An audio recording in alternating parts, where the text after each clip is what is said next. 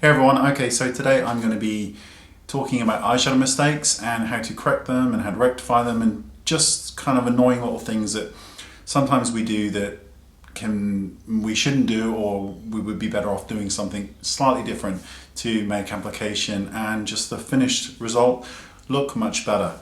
So let's make a start. The first thing is blending. I think this is probably, I would guess that probably 90% of people don't have a separate blending brush that they use when they are doing their makeup. Now, most people when they're doing eyeshadow, they put on their eyeshadow and then they blend with the same brush. What happens when you blend with the same brush is that it just muddies the water. The brush isn't clean, you don't get the same kind of gradients of color, that kind of bleed of color. So the one thing I always say is, I don't care where you get your makeup brushes from, always have a clean brush to blend with. Now MAC do the sort of 217, which is a great blending brush. This is one by Zoella, I think it's Zoeva, which is their 227 brush, which is exactly the same. It's like £5 though. It's very, very soft. It's not like baby soft, but it's soft enough. Or a standard, any eyeshadow brush that's loose, has a loose bristle, you can blend with. So you apply your color onto the eye, you then take the clean brush and you blend. Some people blend side to side like I do, some people go in circles, doesn't matter, but it will make your application look so much better if you just use a blending brush. The next one is not knowing your eye shape, and I've done a whole video on this, so if you click here you can see it, or in the description bar. When we're copying other people's tutorials on YouTube, or you're looking at a magazine, whatever, it's hard because your eye shape may be totally different to the lady or the gentleman or whatever that you're following, and therefore your application and the final result will be a lot different.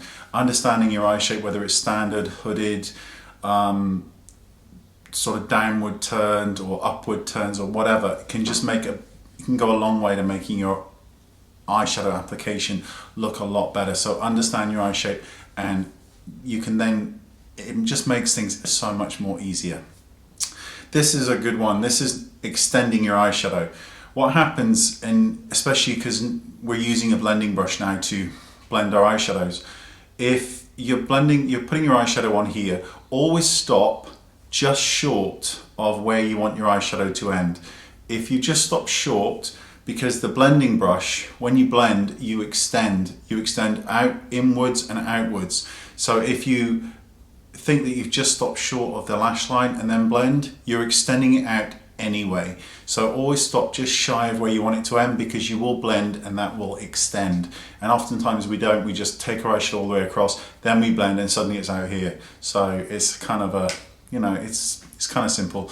Speaking of extending, when you're extending your eyeshadow, there's kind of, the way I like to think about it so you can get a mistake-proof kind of way is, look at your lower lash line. Pretty, isn't it? So that's your lower lash line. Always think about extending out from the lower lash line, because that will pull the eyelid up, because the lower eyelid kind of goes into this semicircle and it curves up. So you want to extend using the lower lash line as your guideline. That way you can extend it out and up, and therefore either lift the eyes or pull the eyes apart slightly more. If you've got very close set eyes, you can always, drag the eyeshadow out with your blending brush. So, because a lot of people extend and they extend down, and that can make it look quite sad. So you want to just kind of pull them apart and pull them up slightly as well. This is one that's kind of I mentioned it so many times, you see it mostly just on young girls, which is just Kohl pencil. Oh, are we back in focus? We are. Just Kohl pencil on the inner waterline, and then just a black line underneath, nothing on top, just does that. I bet some bugger's going to do a screen grab of that. Yeah, that's all it does. It drags the eye down. Always try and think, unless you're doing a really strong look, and I did one just recently where they were both the same size all the way around. They're very hard looks to pull off, but they're kind of fun to play with. But you always want to have some form of balance. The top line, theoretically, should always be bigger than the bottom line, which is why I'm a fan of just using push liner brushes, because I just think it it makes life a lot easier. Shimmery, shimmery, shimmery brow bones. Like that. I've never been a fan. I do them sometimes, but I try and keep them subtle. Sometimes I don't. Sometimes it's nice to have fun. It's only makeup.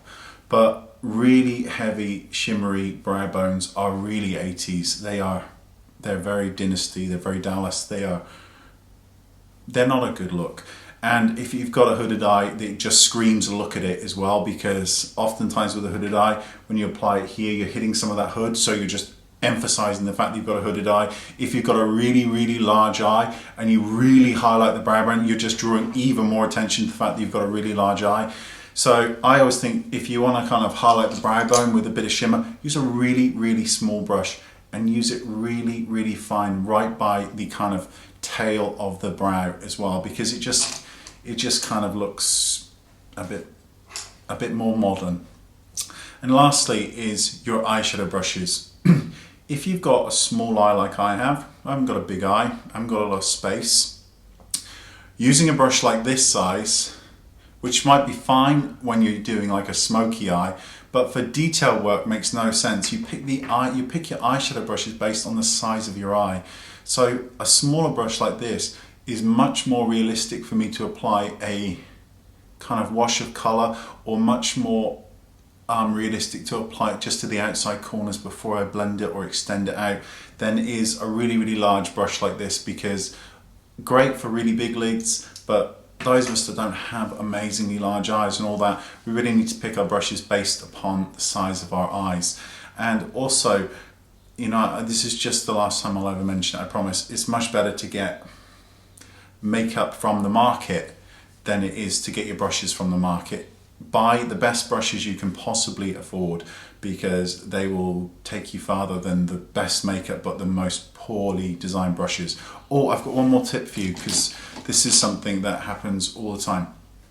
So you're doing your eyeshadow, and let's just say you're doing crease work here, and the way I do crease work is to look down, find the crease, and then open your eye and let it guide you all the way across.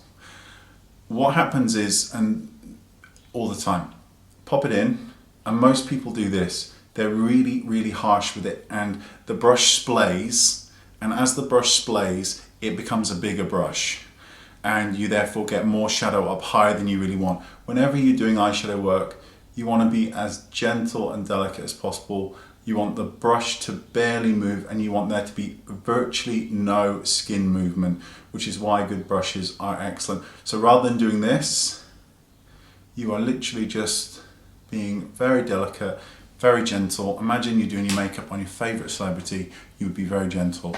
And just changing that one technique by less pressure can result in a much more beautiful eye application, especially if you find it kind of struggle a little bit with your eyeshadow. It can make a big difference. Okay, gone on long enough now, and I will see you all next time. Thank you for watching. Don't forget to rate, because it's nice, and thanks for watching. Bye bye.